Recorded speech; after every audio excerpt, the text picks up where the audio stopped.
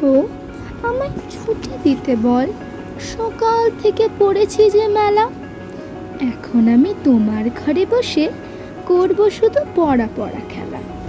তুমি বলছো দুপুর এখন সবে, না হয় যেন সত্যি হলো তাই। একদিনও কি দুপুর বেলা হলে বিকেল হলো মনে করতে নাই? আমি তো বেশ ভাবতে পারি মনে, সূর্য ডুবে গেছে মাঠের শেষে, বাগদে বুড়ি চুবড়ি ভরে নিয়ে শাক তুলেছে পুকুর ধারে এসে।